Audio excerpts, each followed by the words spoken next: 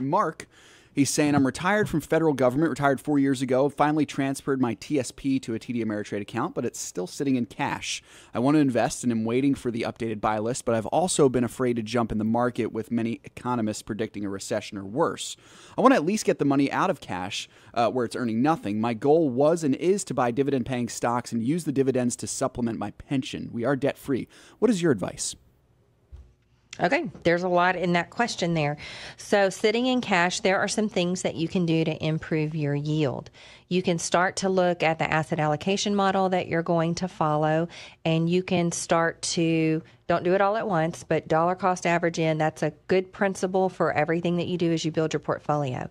You know, you want to divide up what you're going to be investing over the next 9 or 12 months and systematically move in. If you wait, you're always going to be waiting. If the market's going lower, you're going to wait for it to go lower. If the market is going higher, then you're going to start to kick yourself and say, oh, well, I think it's going to go back down. So you'll end up doing nothing. So just be disciplined.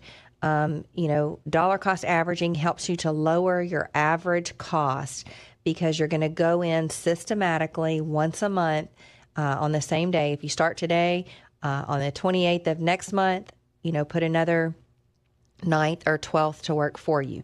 So what you can work on right now until we get the buy list going in a couple of weeks is your cash positions, the defensive positions. So there's a defensive mutual fund that's there. There's also ETFs in your model. I'm assuming that you're going to use the 65 into retirement model. So you can start to dollar cost average into your positions there. Those are going to be some things that you can work on right away. You also, I just want to address the part about the many economists predicting a recession. Well, that's true. Many economists are predicting a recession, but I would say I would hear equal numbers or almost equal numbers of those economists not predicting a recession. So in the short term, it's really hard. Predictions are, you can take them for what you want. Everybody's got an opinion, and it's just, the things that we hear on the news are mostly ratings driven.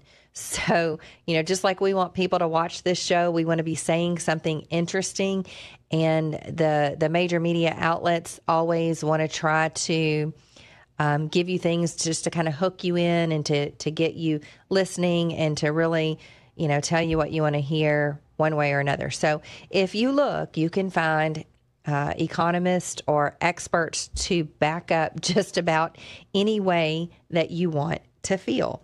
So I would say don't pay as much attention to that. Recession, we technically could be in a recession right now. A recession is 2 quarters of negative GDP growth. We had 1 quarter already at the beginning of this year. We'll find out here pretty soon in the next couple of weeks what the GDP reading for the second quarter is. And we could find out that we have technically been in a recession for 6 months already. We know that there's a lot of scary things out there. We know that there's softening in the economy. There's no doubt about that. But I think that there's always opportunities. You've got to, if you're going to need income from a portfolio, you've got to do something. So the best thing to do is to have a conservative strategy, look for good, solid companies that are going to pay you dividends, and just be prepared to stick with it, because with the good times come the bad times, and that's what makes an average.